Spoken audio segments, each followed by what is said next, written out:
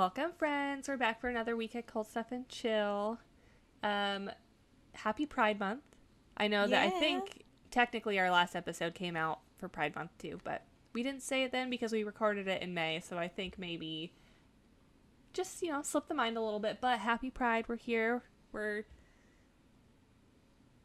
proud? I don't know. So yeah, that's was an awkward statement, but less awkward and a little serotonin boost for the day. So, mini brands. Recently discovered the world of mini brands. So, Ashley, I figured we could open one of these together today. In our first big slice, I got a little shopping. Cute. Okay, so yesterday I got the little checkout lane, and this is a little scanner. Here we go. Hold it up to the camera to scan my grocery items that can go on my little shopping aisle. And then the next one, which one's the big one? Okay, the next big one we've got the little list of items we can get, and we've got a big box of Zatarain's, red beans and rice. Wonderful. I don't have this one yet, so that's perfect. Okay. So, on to the next little one. Cinnamon toasters. There is something in the bag, too. I'm not going to obviously open it. But there's knockoff Cinnamon Toast Crunch. Got two more. Ooh, okay. So, I don't know what this is. I've never heard of it. Liederman. Moving on to the last one. It's a repeat. We've got another tiny Baby Bell cheese. Honestly, you can never have too many cheeses, though. You can never have too many Baby Bells. So that was your daily dose of serotonin. And I just kind of want to shame this company for a second and just marvel at the amount of plastic waste that comes with these tiny little grocery items. I feel a little bit bad about this, but just recycle it. I wonder if it is recyclable. That's actually okay. Yeah, it does have a little recyclable thing on it, so I can put it in my recycling, which makes me feel just marginally better about the amount of crap that I'm wasting. And then I'm gonna put all my little grocery items in my crack rock jar. We were talking about how we want to start a legacy for our potential future children, and collecting mini brands so that they could have them to play with, their action figures or dolls or whatever. So that's why Devin is currently collecting mini brands, and I might also be collecting mini brands, because that's some shit that I would have wanted as a kid, Right? Well, and I had brought up the idea, so I'm sure you all would know what I'm talking about when I say, they have those lamps now that are just, big empty jars, basically, that you can, put stuff in. And I was like, how fun would it be to have one of those lamps, but you fill it up with tiny grocery items? Mm-hmm. For me, that's, peak home decor. Maybe not for everyone. Now you can make lesbian earrings with them. Ooh, that's very true.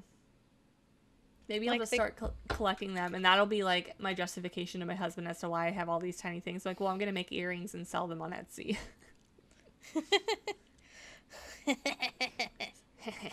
So if anyone wants Zatarain's red bean and rice earrings, hit me up. I'll keep collecting until I have a set. Anyway, so do you have any updates for us this week? I don't think so. I went to my final doctor's appointment for my broken leg. Ooh. And he basically said, you're a dumb bitch, but it's healed. He also said, I was like, oh, it's been painful. And he's like, oh yeah, it might be painful for several months. I was like, what? Oh, great. But really, that's all that's happened with my week. Other than it's been Pride. So yeah, I've literally done nothing, actually, this week. My city doesn't really have a whole lot going on. Neither does mine. We live in kind of bumblefucky areas. We both live in a relatively a large small city, if that makes sense. It's 100,000 people about, but I don't think there's anything planned we're looking, my partner and I are looking at buying a house pretty soon because our housing market's really good. But I was like, wouldn't it be fun? Wouldn't it be fun if I went and got like the rainbow like bunting and flags and stuff for June? Uh-huh. And put it on the house? Mm-hmm. Yes. I just want to have a rainbow house during June, and then I will probably get like my neighbors being like, "You fucking weirdo, You just fucking bringing down liberals. the quality of American families." It's like, dude, you started that when you had 17 kids. You're gonna have Karens leaving bags of shit on your doorstep. Oh God. Okay, segue. Segue. Oh, I forgot yeah. about this. Oh. I blocked it from my memory. Segue into, I already have shit outside my door. You want to know what's happened this week in my apartment complex? Someone, I don't know who, I don't know where it came from, left a snail trail of shit from our apartment out to the dumpster. No. You can see liquid shit. I went out one day to get my Buffalo Wild Wings DoorDash, and I was like, it smells like poop out here. Why does it smell like poop out here? And then I looked down, and there's just, you can see. It looks like somebody just had like a bag of shit and was dragging it along. And I was traumatized. I was fully traumatized. I went out in the hallway, and I was like, ugh, ugh, ugh. And so my partner was like, are you okay? I was like, there is shit in the hallway. There's human shit in the hallway. It was a bad time, man. It was a dark time. Sounds like a shitty week. Okay, so speaking of shitty weeks, but not actual shit, so we were like horrifically understaffed at work this week, and I happened to take a phone call from a disgruntled customer who was like pissed about some rocks in her yard. And so the day after that, I got to work, and thankfully it was while I was on my lunch break. After I came back, there was like a present for me in my chair. And it turns out this angry lady brought me a 10-pound bag of the rocks because I was unable to help her to remove said rocks. Anyways, I got hate mail in a 10-pound bag of rocks from a disgruntled citizen this week. So that was really, really fun for me. Tell them what the note said. Take your rocks, bitch. No, I'm sorry. It said take your fucking rocks. It didn't say take your rocks, bitch. But same sentiment. I always look for like a sign of what I should do my story on for the week. And I guess the shitty incident earlier was actually kind of an impetus because I was like, I should do this story. And then I was like, this one has some shit in it. So it has poop in it? Yeah. Okay, why did that just make me really happy that there's poop in your story? You might not be happy when you hear what it's about. Oh. For our viewers, if you've been listening for a while now, you'll know that we're two hungry bitches. Like, we constantly think about food all the time. And, like, just what basically the fattest way to eat. Doing a bang bang, going to Taco Bell, and then going to McDonald's and getting fries, or, you know. However, even, like, for us, we can't eat everything. We try. Dear God, try as hard, try as we might. It's just, you can only eat so many corn dogs. Really? My limit's about 4. Yeah. I really want to try that Korean fried cheese. It looks like a corn dog. Yes. Or like it has a corn dog and then cheese and then yeah. breading. Okay, I also saw one from Disney World that was in the shape of a corn dog, but it was a big dill pickle, one of those huge pickles, and they core the pickle, put a hot dog inside, and then they dip it in the corn dog batter. Yes. So it's like a corn dog, but your dog is wrapped in a pickle, and that pickle is coated in cornbread. So honestly, that'd be God tier with like some mustard. That's bucket list food for me. That Disney World pickle dog. Anyway, thusly proving our point. Continue. So even though we can't eat all of the fried corn dog options on the planet in one sitting, there are people that can. For example, there was one Frenchman named Monsieur Manchut. His real name was Michael Lotito, and he ate an entire Cessna 150 airplane between the years of 1978 to 1980. Wait, he ate the airplane? Yeah, he cut it up into pieces and ate it. Like the metal? Yeah, like everything. I have so many questions. So many questions about that. But anyway, I don't feel like they're ever going to be truly answered. I think in that case, he actually, like, it was determined that his stomach acid was actually just, like, way more powerful than anyone else's stomach acid. That's like a superhero level ability that he has. He's in the Guinness Book of World Records for eating the entire airplane. He must have had, like, if you've ever seen that My Strange Addiction show where the people, like, eat potting soil or couch stuffing or something, he must have had something like that he was just like... Also, that's an expensive item to eat. Like, could you not have just gone to the scrapyard? I think it was, like, the shock and awe of eating it. It was, like, I ate an entire airplane. Also, it's called pica when people eat, like, weird shit. Thank you. Yes, pica. But this dude's appetite was rather pedestrian compared to another famous French gourmand, Tarrare. Tarrare's story starts with his birth in 1772 near Lyon, France. Now, it is worth noting that we don't know for sure if Tarrare was, like, a pseudonym or if it was his whole name, like Madonna or McLovin. Because there's no actual record of his birth, but it was, like, the 1770s, so, yeah, you know, sometimes people just weren't recorded. But what we do know is that Tarrare was born with a huge appetite, and by the time he was 17, he could eat a whole quarter of a cow, which was roughly his entire body weight in one sitting. Understandably, like, during this time period, his parents couldn't really afford to feed him, so they were like, yo, we can't afford to feed you anymore, you gotta go. So they kicked him out, and he was left to fend for himself. Now, Tarrare was resourceful, so he hitched up first with a band of prostitutes and thieves and was, like, stealing food. But eventually he moved on to become, like, a street performer where he would shock the crowds by eating corks, stones, live animals, whole baskets of apples, by which he would swallow, like, the apples one at a time whole, and sometimes even snake meat, which was his favorite delicacy. He's just, like, the old-timey version of, what is it, Takeru Kobayashi that, like, always wins the hot dog eating competitions. And also Joey Chestnut in Why Do I Know So Many Competitive Eaters off the top of my head? I don't know. But why do you? I fucking love to watch the, what is it? It's like 4th of July or Memorial Day, but it's the Nathan's hot dog eating contest. And Kobayashi, he's like, him and Joey are, like, the two biggest competitive eaters, like, on the circuit. So, my boys. So, really, Tarrare was, like, the OG competitive eater. He is the person that they aspire to be. Really? Mm-hmm. Well, maybe not, as you'll find out. Yeah, well. So, in 1788, Tarrare moved to Paris, and he continued his entertainment career there until one day when he ate something that didn't quite agree with him, and he ended up being taken to the hospital for a bowel obstruction.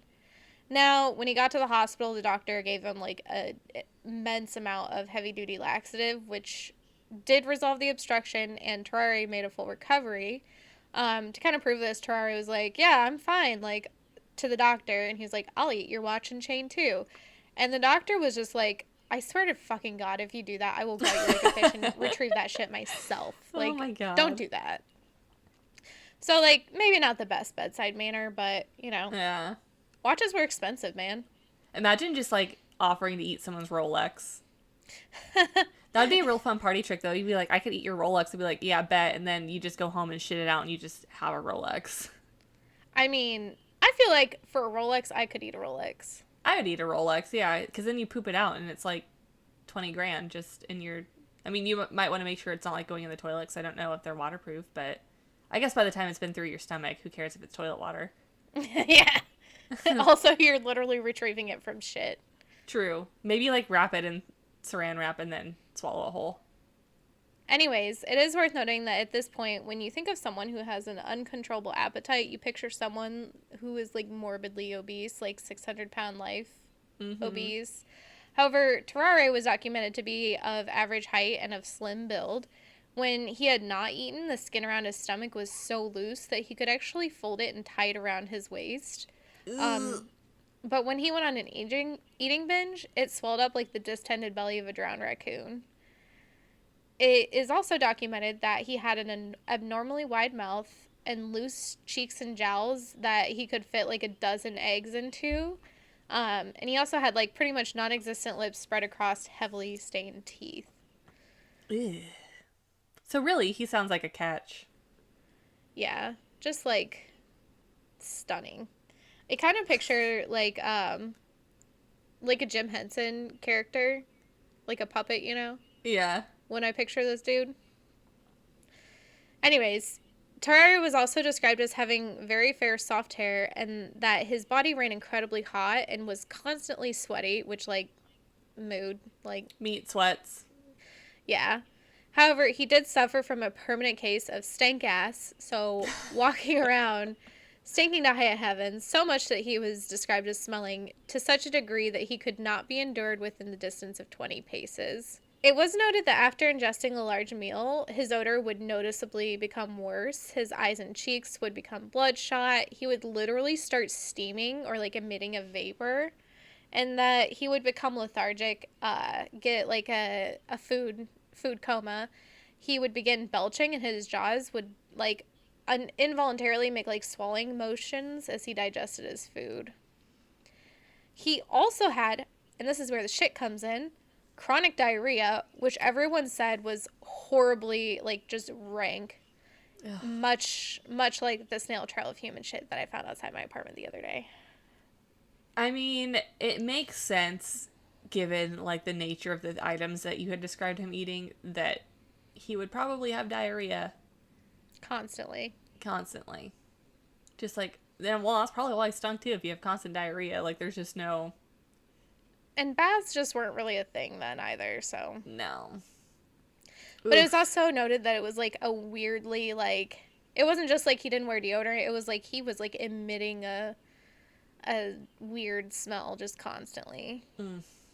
However, his contemporaries did note that he didn't purge after eating pretty much ever, and he also didn't gain weight. While he was a grotesque, like, just gullet of a human being, his personality was described as being, like, a fairly normal dude.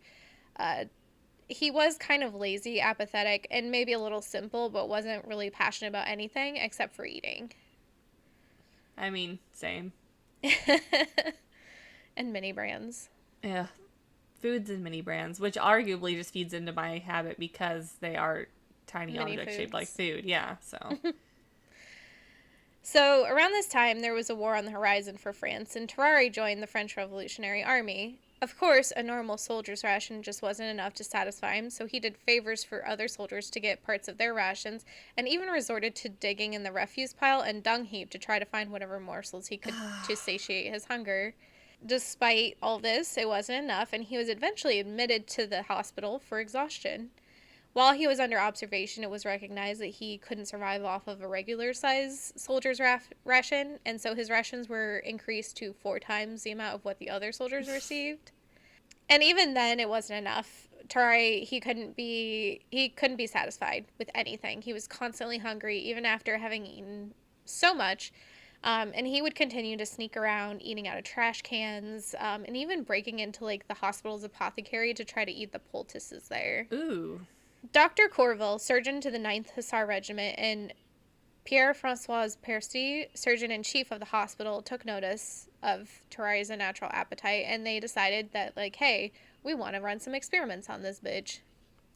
So, one of their experiments, they had a large feast prepared for 15 men, of which consisted 2 large meat pies, plates of grease and salt, and 4 gallons of milk. And instead of restraining Tarrare, as they normally would when, like, they had this food set out, they just let him go at it, and he consumed the entire meal in record time and immediately just, like, passed the fuck out, had a good nap, had to sleep off the food baby. Mm-hmm. And they noted that, like, after he'd eaten all this, he bloated up like a balloon. Corville and Percy started throwing all sorts of weird shit at Tarrare to see if he'd eat it, including, and this is a little graphic, and I'm sorry, so you might, Noodle, cover your ears. Noodle, don't listen. Okay. Including a live cat, which he tore the cat open with his teeth. He drank the blood out of the cat, ate the entire cat minus the bones, and then vomited up the poor kitty cat's fur and skin. They also gave him snakes, lizards, puppies, and an eel, of which he, in a particularly disturbing display, he crushed the head of the eel and swallowed it whole. Just like a glizzy. What a mad lad. Here I have a quote from Per Se. The dogs and cats fled in terror at his aspect, as if they anticipated the kind of fate he was preparing for them. So even the animals there, like, no, we gotta get the fuck out of here.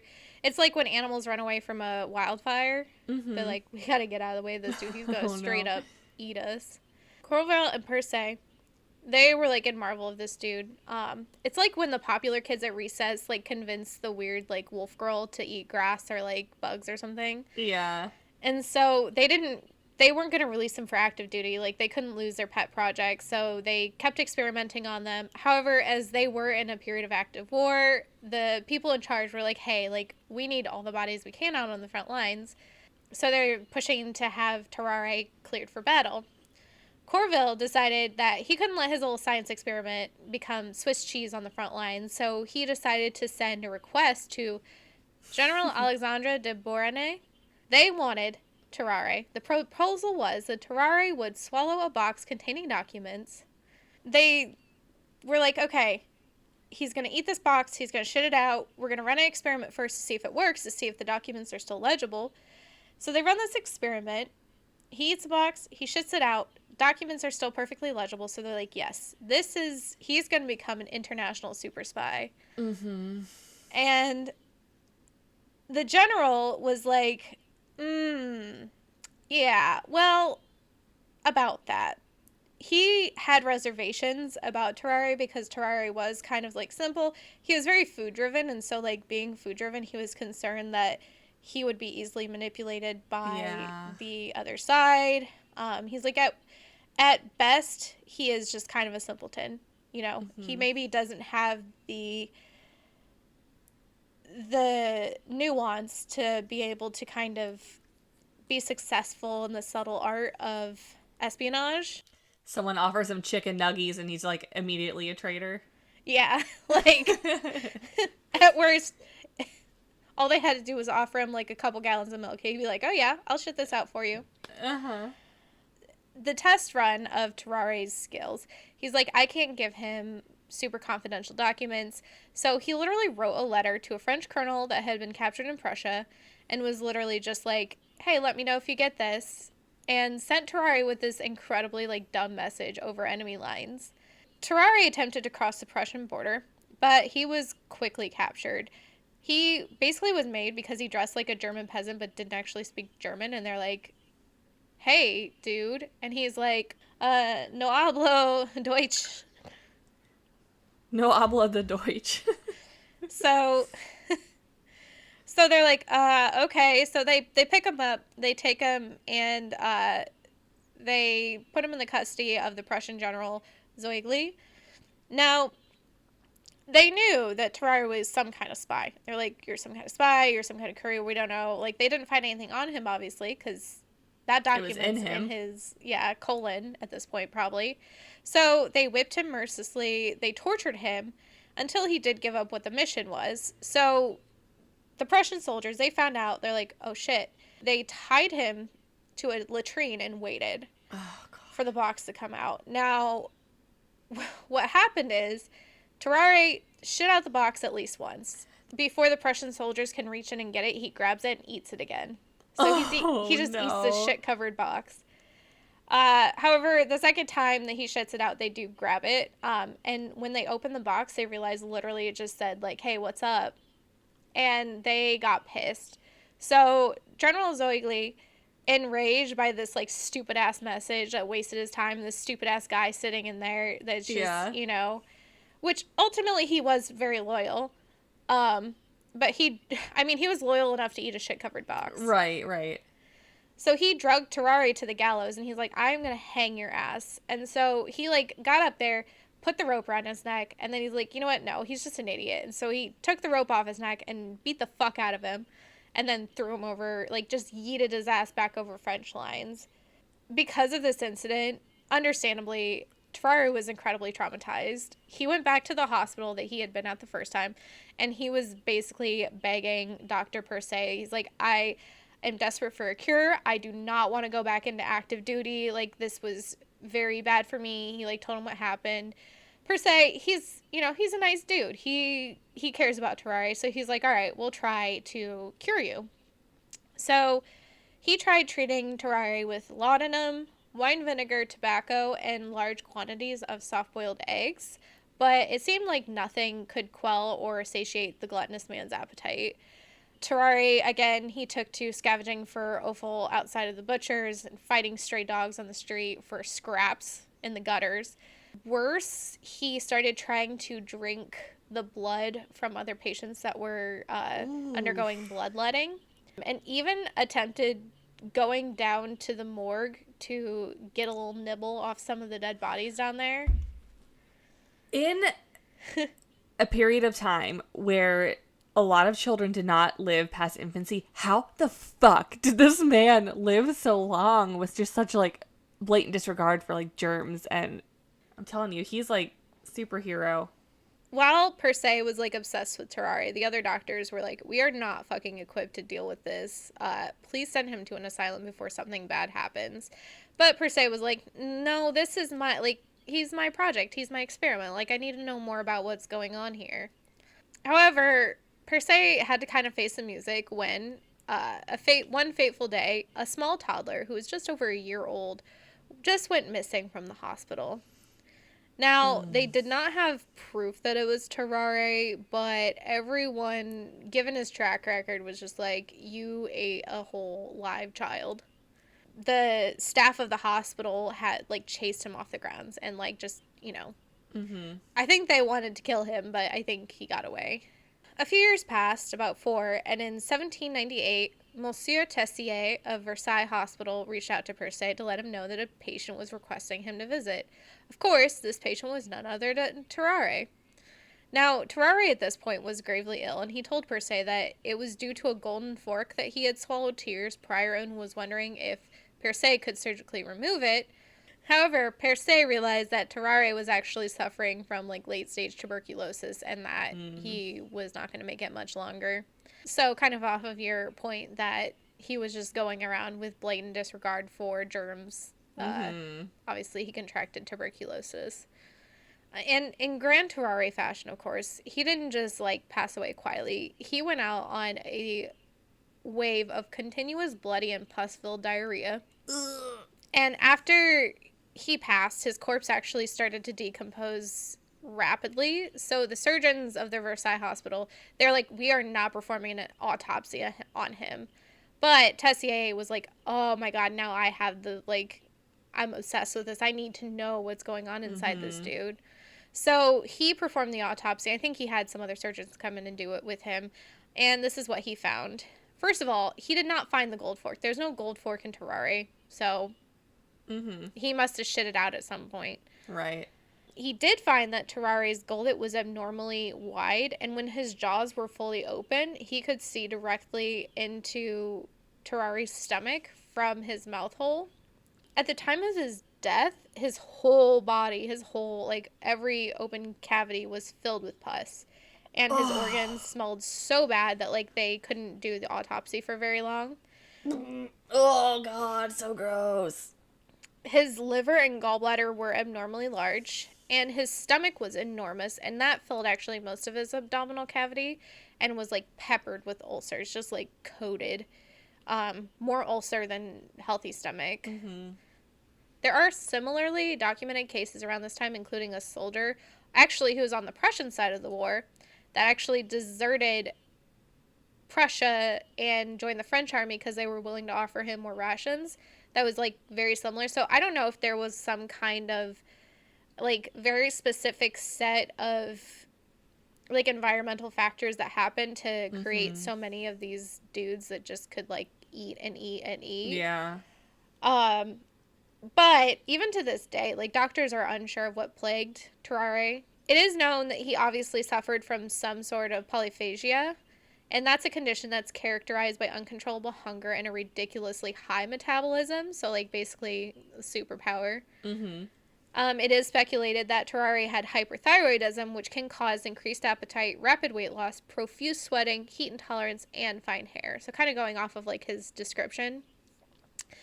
While this is probably the most likely case, other people speculate that Tarrare had a damaged amygdala because it's well documented that injuries to the amygdala of animals can actually cause them to experience polyphagia. Because there were other dudes like around the exact same time, it's just kind of weird, right? Like suspicious. Like there's something in the water that was causing this, or maybe it was just hyperthyroidism, who knows. But in a time where medical technology was really low, like, we can't say for sure. Mm-hmm.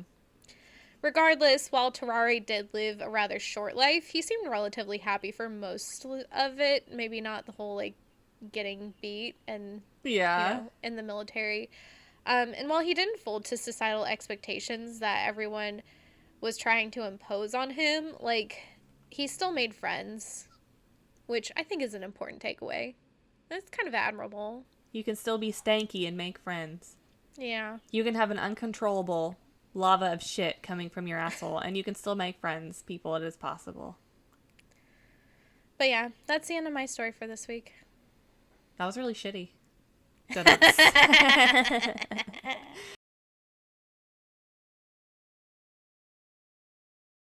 Okay, so fortunately or unfortunately, my story is not poop heavy, but it is based off of the true and or untrue events from the new Conjuring movie. So yeah, we watched it this weekend, in parts because my sleepy girl ass fell asleep when we started watching it. But it was actually really good. So, and of course we love a good like murder / demon story. And also this features Ed and Lorraine Warren, who are, badasses in their own right and probably deserve their whole own segment here. But anyway, so I'm going to tell you the true story of Arne Johnson and the version of events that actually happened. Obviously, the movie version's like way more exciting, but this is actually still a pretty good story. And we're actually going to jump right into the murder portion of this because surprisingly, that's not the interesting part of this story. It's just like the precursor to the interesting parts of the story. The murder is the background. The murder is the background. So, let's get into it. On February 16th of 1981, a then 19-year-old Arne Johnson, he is at the time a tree maintenance worker. And so he called in sick to his job, and he did so that he could join his girlfriend Debbie at the boarding kennel where she worked, along with his sister Wanda, who is approximately, I think she's right around his own age, and then Debbie's 9-year-old cousin Mary. So basically 3 adults and the kid Mary. So this group, they then meet up with a dude named Bono. This guy was actually Arne and Debbie's landlord. And so he was also Debbie's boss at the kennel where she worked. Bono takes the group out to lunch at a local bar. And they proceed to eat their lunch, yada yada. But Bono, he gets fucking shit blasted. Like, he is drinking with a mission. He is absolutely just plastered ass drunk, loaded. So after lunch, the group, they return to the kennel. Bono, again, he's like super, super drunk at this point, and he starts to become agitated and acting like very erratically. So Debbie, her spidey senses, her woman senses, they're tingling. She can tell this, shit's about to go down, basically. And so she's like, all right, we got to get out of here. It's time to leave. And then Bono, he's drunk. He's in party mode. He does not want his buddies to leave. So he, in an attempt to keep them from leaving and keep the party train rolling, he actually grabs a hold of the 9-year-old Mary and like refuses to let her go. Obviously, this pisses the adults off there. So Arne, in an attempt to defend Mary, he actually orders Bono to release her. And eventually Bono complies, and Mary, she's able to like get the fuck out of Dodge and runs out to Debbie's car. And then Debbie and Wanda and Arne, they're still in the home. And Debbie and Wanda, they're trying to like mitigate this tense situation between Arne and Bono. At this point, obviously the men, they're like in a disagreement and an argument, and Wanda, she actually tries to pull Arnie away from Bono. However, at this point, he starts to growl like an animal. And then he proceeds to draw a 5-inch pocket knife and repeatedly stab Bono, to the point where at the end of the attack, Bono is just like Swiss cheese covered in fucking holes. And he actually suffers like 4 or 5 of these stab wounds that are life-threatening, mostly to his chest. And there's one that actually like stretches basically from his belly button hole to the base of his heart. Mr. Bono, he dies several hours later of his injuries. And then his spirit went on to form the band of U2. So he still lives on in spirit through the man in the yellow sunglasses. Anyway, after this attack, Arnie, he leaves the scene, and later he's discovered by police officers and picked up about 2 miles from the site, and he's like covered in his victim's blood. Obviously, he's taken to jail. He's held on a bail of $125,000, and this is actually the first recorded murder in the history of the town Brookfield, Connecticut. So we're really going for gold on this one, Brookfield, because this story gets pretty interesting. The murder itself is kind of uninteresting. Like, it's just your typical like machismo, testosterone fueled murder. But it's what happened before this and after this that actually makes it interesting. The events that happened before, actually, we're going to time travel. We're going back to July of 1980. So this is like the summer before these events happened. And at this time, 11-year-old David, that is Debbie's little brother, he was actually helping Arnie to clean up a rental property that Arnie was preparing so that he and Debbie could move in together there. And so while at this property, David, he claims to have come across a burnt and black-looking old man who he claims tried to drown him in a waterbed. So basically, like the Wait, waterbed... Yeah, a waterbed? A waterbed, yeah. So, like, he was trying to drown this child in a waterbed, whatever the fuck that means. This old man, the black, burnt-looking... So when I say black, burnt-looking, I mean, like, it's a charred man. Like, I'm not speaking of his ethnicity. Basically, this old man tries to drown him in a waterbed, like I just said, and it says that he's going to bring them harm if they move into this house. So, obviously, this traumatizes David, and when he returns home, he actually continues to see this old man. David describes him, not only is he, like, charred, but he has a white beard, he's wearing jeans and a flannel shirt. The man's skin looked like as if he'd had really bad burns, in addition to being, like, charred and black looking. So he also begins to experience night terrors. He starts to wake up, actually, with bruises and scratches all over his body. He'd wake up screaming and telling his parents he'd just seen the old man and another man, actually, that looks like an animal with horns and pointy ears and jagged teeth. So, this boy's, he's seeing shit. Real or not, he's had some trauma, and he maybe needs therapy, but also probably needs to be de-demonized, which we'll Exercised. get to. Yes, exercised, which we actually will get to. So, David's actually not the only one in his family that starts having spooky experiences. So, the rest of them say that they actually had started hearing noises coming from the attic, just unexplained noises. And this goes on for some time until eventually the family's like, fuck this, we're freaked out. So they have the house blessed, yada yada, nothing works. Finally, they get to their wits' end with this haunting, and in like a trying to get to the bottom of this issue moment, they call in the dream team, Ed and Lorraine Warren. They are gonna come bust some ghosts. And by this point, these two are like already super well-known paranormal experts. They have like a pretty lengthy career prior to this. So they bring in Ed and Lorraine to diagnose and hopefully cure their son of whatever is happening to him. So for those of you that don't know Ed and Lorraine, here's like a little bit of a backstory on them. They were two of like the most well-known paranormal investigators probably of all time. They're also authors.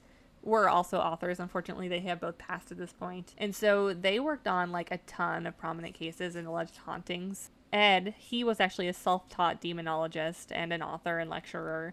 And then Lorraine, she claimed to be a clairvoyant and a light trance medium, whatever that means.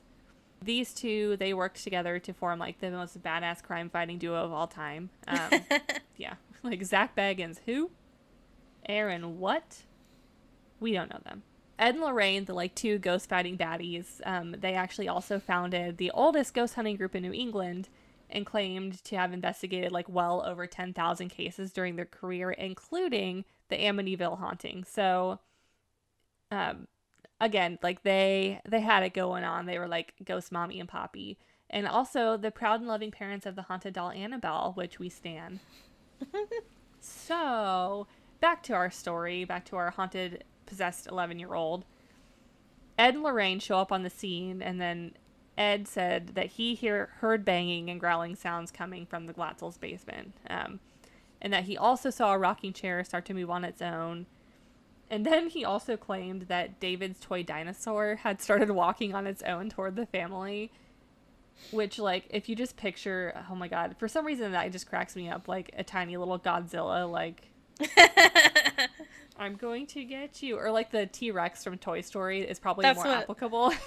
That's what I was picturing, like Rex. He's got tiny arms. I will note that the article that I got this information from, it's unclear about the next part. So when I say, this is how it was kind of written in the article, but he claimed David's toy dinosaur had walked on its own towards the family and that a deep voice had spoken to them saying, "Beware, you're all going to die." I'm unclear if that voice came from the dinosaur or if it was a separate event. Maybe Rex gone wild, like Rex from Toy Story gone wild. And he's like, "You're all gonna die. I've got tiny arms."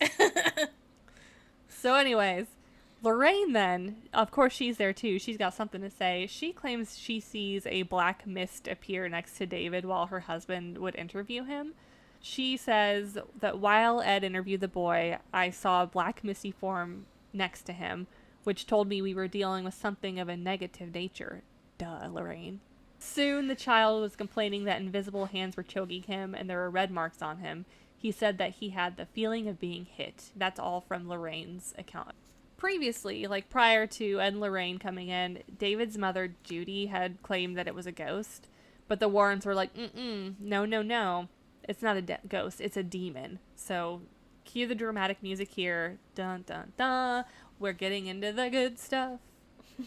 Lorraine also backed up the boy's claims, saying that she saw David being choked by invisible hands, and that she could also see red marks afterwards, and she also heard him growling and hissing as Arnie had. Lorraine also claimed he had spoken in unrecognizable voices, which actually there is recordings of this the investigation, so you can actually hear the recordings of this little boy. I will say it's not the most convincing exorcism evidence I've ever heard, because it really doesn't sound like otherworldly. It just sounds like a disgruntled small child, like making growling noises. Anyway, she also claimed that he recited passages of the Bible as well as Paradise Lost. And Debbie, remember Debbie is his older sister. That's how this all connects. She claimed that he had spit, bit, and kicked like a head-to-toe rag doll. Wait, that's random. Isn't it? Yeah. So not only do we have a talking dinosaur, but we also have a very well-read 11-year-old. He's quoting fine arts and literature. The dinosaur is going crazy. And then Lorraine says that at this point, the burnt man had manifested and she had seen his face on the wall. He had like high cheekbones, a narrow chin, a little thin nose. And then he had big black eyes hidden in dark holes and pointy teeth. Ed then also added that he thought that these were actually 43 demons inside of the boy. So he's got like, he doesn't just have a demon, he's got a whole legion inside of him. And little David allegedly named all of them. So for all we know, he could have just been naming his classmates, but apparently they were demons. What's a boy, his family, and a team of highly skilled paranormal experts to do when they find a legion of demons inhabiting someone's body? What do you think we're going to do? That's right, they call up the Catholic Church and request that they roll up in the mystery machine ready to exorcise some demons. And that's what happens. So some Roman Catholic priests arrive, they bless the home, and they get to work, and a formal exorcism takes place. The witnesses claim that the demon had, in fact, fled David's body during this exorcism. However, Ed Warren claims that Arne, who was present at the exorcism, because remember, we have the connection here that Arne is Debbie's fiance, and Debbie is David, our possessed 11-year-old's older sister. So, like, everyone, let's just take notes for a second. Everyone needs to get a supportive man like this that will be present for any family exorcisms. Arne, again, he was present at the exorcism. He made a fucking fatal flaw of shouting at the demon, take me on, leave my little buddy alone. So he fucked up. Like, we all know that you don't invite demons in because they'll come. Mm-hmm. They'll hang out. They just are looking for that warm body. So apparently after this exorcism, David, little boy David, he does show signs of improving. However, Arne starts to deteriorate, both his physical and his mental health. Arne also, thankfully, decides against renting the original house where they had picked the demons up in the first place. So, I mean, good call on that one. Instead, they end up renting a small house near Debbie's work at the kennel. Again, his physical mental health starts taking a decline, and a few months go by and he starts acting like not murderous per se, but everyone says that he's just not acting himself. And that all brings us to the day of Bono's murder. And if you recall, Arne goes apeshit and Bono ends up stabbed and murdered. So this murder happens several months actually after that original exorcism. However, the day after the murder, the Warrens hear about it. They pop back up and are like, yo, like, you can't blame this guy for murdering his pal. He's clearly possessed by demons. And that's what they tell Arnie's defense lawyer. To which they're like, excuse me. And I guess it took a fair bit of convincing for them to actually use this as their argument in trial. But they do end up using the defense that Arne was told to do this by the devil. And that is their actual legal defense, is that Arne was possessed and that's why he did the murder. So obviously this leads to like a very heavy media coverage of this event all over the world, because not only were the Warrens famous, so, you know, they've got a little bit of media around them to begin with, but it's also not every day that someone uses like the not guilty by reason of fucking demonic possession in court as their excuse. So this case gets like a bunch of media attention. And then finally, after sitting in prison until October of 1981, Arnie's trial begins. And so, as we know, Arnie's lawyer, she first attempts to enter the plea of not guilty because of demonic possession, stating that he was possessed by a demon, and it was a demon who actually manipulated his body and performed the murder. And this is actually the first known court case in the United States history that had attempted this defense. However, there were a couple cases in the UK that attempted this defense. I don't think any of them were successful, which, rightfully so. His lawyer, when talking about the case and the fame that followed, said that the courts have dealt with the existence of God, and now they're going to have to deal with the existence of the devil. To the surprise of nobody, this plea of not guilty due to demonic fucking possession was immediately thrown out by the presiding judge. And he said that the argument was irrelevant and unscientific, which, fair, how do you fucking rightfully prove that? And so they didn't allow the testimony on those grounds. And so despite all of the media attention about this argument being used in court, the jury was actually not legally allowed to consider the demonic possession while deliberating. I know. But, like, okay, you have to think, though. Ed and Lorraine Warren show up. They say this man is possessed. Like, if it was me and they showed up and I was, like, on the trial, I would, like, not be able to be like, this isn't like, I would be like, I wouldn't question it. If Ed and Lorraine are here, he actually probably is possessed. And so I would say that, no, I'm not using that while I'm thinking about this. But in the back of my brain, I'd be like, he's innocent. It was the devil. And so, this is why Devin never needs to be pulled for jury duty again. Ever. So yeah, I would probably be actually the worst possible juror ever, because I would be so distracting. And then, like, my facial expression would just be like, she what? He did what? How big was the knife? Oh man, I would love it. But I would be very bad at it, so... Yeah. Womp womp. Again, the jury, they're not able to use that information while they're deliberating. However, Arnie's defense, they actually still claimed that he hadn't been the same after Glatzel's exorcism. And so witnesses were called upon to saying that a demon had transferred from Glatzel to Johnson. So despite them not being able to actually use that while deliberating, their witnesses that were called to the stand were still being like, yeah, we saw a demon go into him. So I don't know how they were able to like separate that while deliberating, because that's literally their entire defense. So Debbie, she actually also testifies that Arnie had behaved similarly to David while he was in his whole possession phase, which is like, as a teenage boy, you could do a goth phase, you could have an emo phase, or you could really go full Monty and have a possession phase.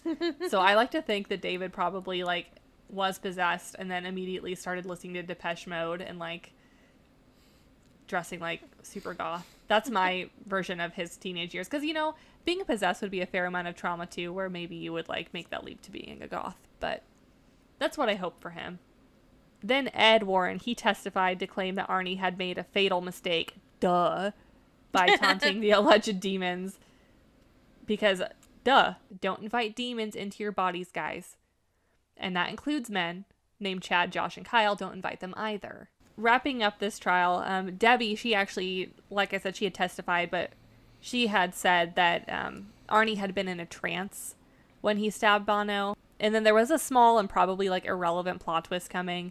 But according to reports in the 3 months that Debbie and Arnie had lived next to Bono, they had been friends. But the police then, they were kind of arguing that Bono and Debbie's relationship was like more than boss and employee.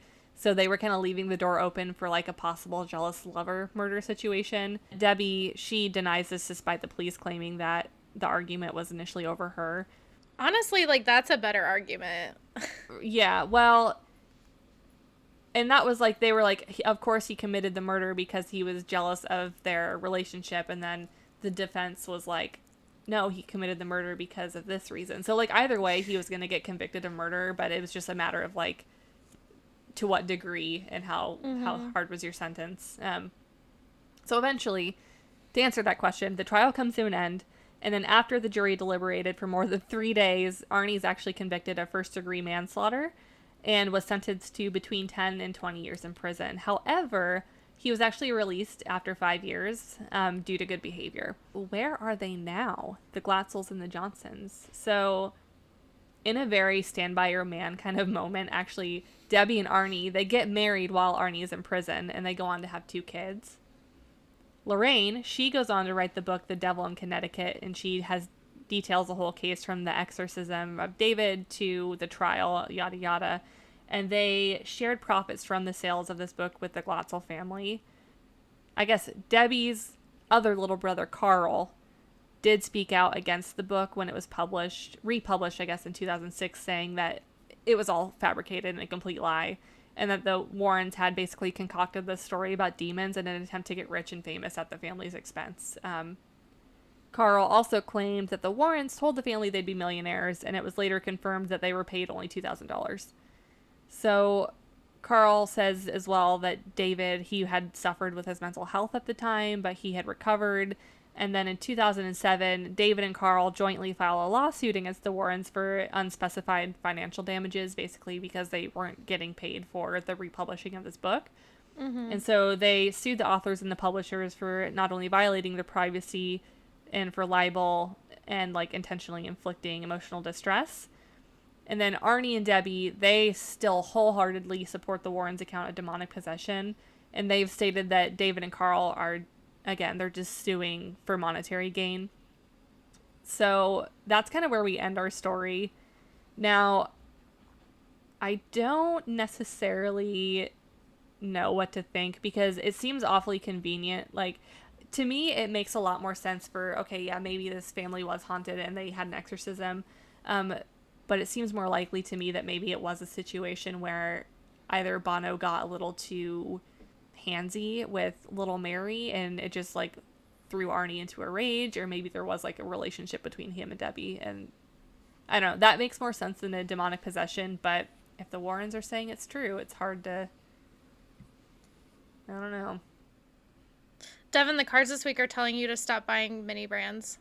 No, they're not. I'm not fucking joking. You tell those cards to shut the fuck up. They don't know what they're talking about. No. Because it's like, oh my god. They're calling you out for buying mini brands. No! Oh my god, the audacity. I will never.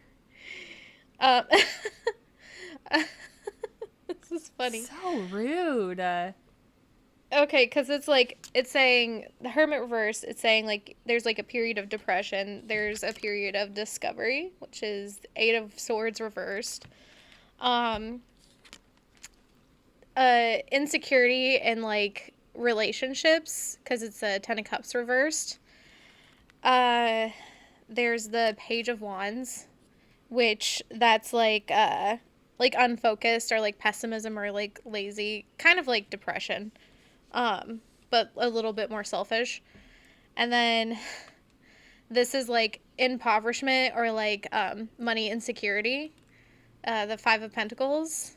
And then King of Wands is like impulsivity. Oh, God. And then 9 of Pentacles reversed is like not being able to save money and like curate and stuff. Not curate, but not being able to like be fiscally responsible. 7 of Swords reversed is like actually being responsible. 7 of Swords reversed is like responsibility, like commitment. And then, so I guess it'll be okay, because there's also the Justice card, which is just like, you know, justice, like that's the right thing to do. So maybe it's what those cards are saying is, I know those little mini brands that you buy bring you a small dose of serotonin to get you through the day. And I'm sorry that your husband judges you for it. It will be okay. Yeah. But maybe also stop buying mini brands. It maybe cut back on the amount of mini brands. Okay. Well, honestly, that it's a very clear tarot reading this week, and it's telling you to maybe buy 1 or 2, not 7. I don't want the kids to have them. It's a choking hazard. I have to buy the whole case.